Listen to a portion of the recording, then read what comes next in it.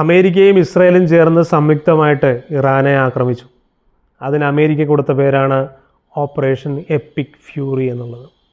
Israel പ്രധാനമന്ത്രി Benjamin Netanyahu അദ്ദേഹം ഇട്ട പേരാണ് ലയൺസ് റോർ എന്നുള്ളത്. സിംഹത്തിൻ്റെ ഗർജനം. സിംഹഗർജനം പോലെ തന്നെയാണ് സംഭവിച്ചത്.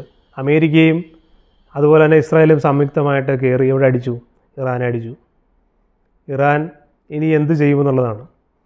അമേരിക്കയെ പോലെ അമേരിക്കയുടെ 7ാം കപ്പൽപ്പട, ആ പട ഒരു രാജ്യത്തിനെതിരായിട്ട് വന്ന് നിൽക്കുകയാണ്. അതുപോലെ അവരുടെ ഭീകരമായിരിക്കുന്ന യുദ്ധക്കപ്പലുകൾ എന്ന് പറയുമ്പോൾ അവരുടെ എയർക്രാഫ്റ്റ് കാരിയർ അത് ഇറാനെ ലക്ഷ്യമാക്കി നിൽക്കുകയാണ്. അവിടെ നിന്ന് പറക്കുന്നതായ ഫൈറ്ററുകൾ അത് ഏത് നേരവും ഇറാനെ തകർക്കാൻ തക്കവണ്ണമായ നിലയിൽ നിൽക്കുകയാണ്. കൂടെ ആരുണ്ട്?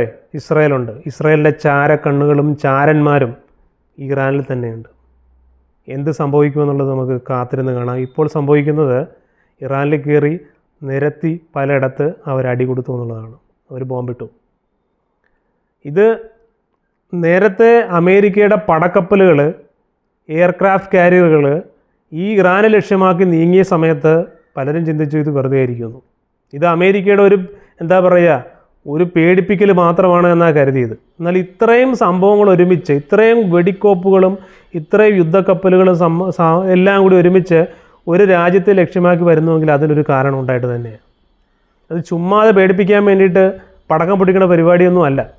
ഇതിന് കരുതിക്കൂട്ടി തന്നെ വന്നതാണെന്നുള്ളതിൻ്റെ തെളിവാണ് ഇപ്പോൾ സംഭവിച്ചത്. അവരെ കയറി അടിച്ചു എന്നുള്ളതാണ്. അത് ട്രംപ് പറയുകയും ചെയ്തു. കീഴടങ്ങിക്കോളാനാണ് പറഞ്ഞത്. ആരോടാണ് പറഞ്ഞത്? സൈന്യത്തോടാണ് പറഞ്ഞത്. സൈന്യത്തിൻ്റെ വീര്യം കെട്ടുപോകും. സൈന്യം അവരുടെ മനോവീര്യം കെട്ടുപോകുന്ന നിലയിലാണ് പറഞ്ഞത്. നിങ്ങൾ കീഴടങ്ങിക്കഴിഞ്ഞാൽ നിങ്ങളോട്ട് നമുക്ക് ഫ്രണ്ട്ലി ആയിട്ട് എന്ത് ചെയ്യാം, ഇത് പറഞ്ഞ് തീർക്കാം. അതല്ലാന്നുണ്ടെങ്കിൽ അത് യുദ്ധത്തിൻ്റെതായ രീതിയിൽ തന്നെ അതിനെ നേരിടും എന്നുള്ള നിലയിലാണ് പറഞ്ഞത്. അതിൻ്റെ ഭവിഷ്യത്തോടുകൂടി നിങ്ങൾ എന്ത് ചെയ്യണം, അറിഞ്ഞോളണം എന്നാണ് പറഞ്ഞത്. അപ്പോൾ എന്തു തന്നെ ആയിരുന്നാലും എന്താണ് ഇനി സംഭവിക്കാൻ പോകുന്നതെന്നുള്ളത് നമുക്ക് കാത്തിരുന്ന് കാണേണ്ടതായിരിക്കുന്ന കാര്യമാണ്. അമേരിക്കയ്ക്കെതിരായിട്ട് അമേരിക്ക ഇസ്രായേലിന് കൊടുക്കുന്ന പിന്തുണ, ആ പിന്തുണയിൽ നിന്നുകൊണ്ട് ഒരു കാരണവശാലും ഇറാൻ ഈ യുദ്ധം ജയിക്കാനായിട്ട് സാധിക്കില്ല. ഇതൊരു യുദ്ധമായിട്ട് മാറിയാൽ അതിനെ ജയിക്കാനായിട്ട് ഇറാന് സാധിക്കില്ല. റെജീം ചേഞ്ച് എന്ന് പറയുന്ന സംഭവം മാത്രം അവിടെ നടക്കുകയുള്ളൂ.